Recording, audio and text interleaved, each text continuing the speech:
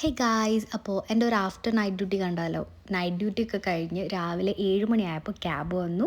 ക്യാബിൽ കയറി നേരെ റൂമിലേക്ക് പോവാണ്. നല്ല തണുപ്പാണ് ഇവിടെ, പക്ഷേ ഇടയ്ക്ക് എപ്പോഴെങ്കിലും നമുക്ക് ഈ സൂര്യനെ ഇവിടെ കാണാൻ പറ്റും. അങ്ങനെ റൂമിലെത്തിയ സമയത്താണ് നമ്മൾ വിൻഡോ ഫുള്ളി ഈ ഡ്യൂ ഡ്രോപ്സ് ഇല്ലേ, അത് വന്ന് മൊത്തത്തിൽ കവേർഡായി കിടക്കുന്നുണ്ടായിരുന്നു.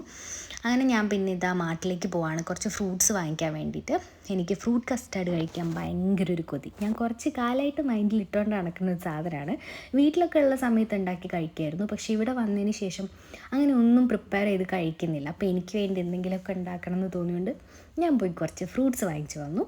പിന്നെ ഇതാ പാലും കുറച്ച് കസ്റ്റാർഡ് മിക്സും കൂടി ഇട്ടിട്ട് അത് ഞാൻ നന്നായിട്ട് മിക്സ് ചെയ്യാണ്.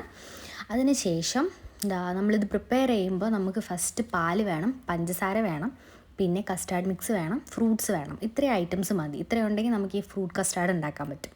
അതിൻ്റെ ഇടയ്ക്ക് ഞാൻ വീട്ടിൽ നിന്ന് കൊടുത്തയച്ചൊരു പായസം കഴിക്കുന്നുണ്ട് കേട്ടോ. എനിക്ക് ഭയങ്കര ഇഷ്ടമാണ് ഈ അമ്പലത്തിൽ നിന്നൊക്കെ വഴിപാടായിട്ട് കിട്ടണേ നമ്മുടെ കഠിന പായസം എന്ന് പറയും. അങ്ങനത്തെ കുറച്ച് ശർക്കരയൊക്കെ ഇട്ടിട്ടുള്ള അത്യാവശ്യം നല്ല സ്വീറ്റായിട്ടുള്ള റൈറ്റാണ്. എനിക്ക് ഭയങ്കര ഇഷ്ടമാണ്. അപ്പോൾ അത് കൊടുത്തയച്ചതുകൊണ്ട് അത് കഴിക്കുന്നുണ്ടായിരുന്നു ഇടയ്ക്കിടയ്ക്ക്. പിന്നെ അത് തീർക്കാതെ കൊണ്ടുവയ്ക്കുകയാണ്. പിന്നെ കയ്യിലൊക്കെ അനാറിൻ്റെ കറയായിട്ടുണ്ട്, അത് കാണിച്ചതാണ് കേട്ടോ നിങ്ങളെ.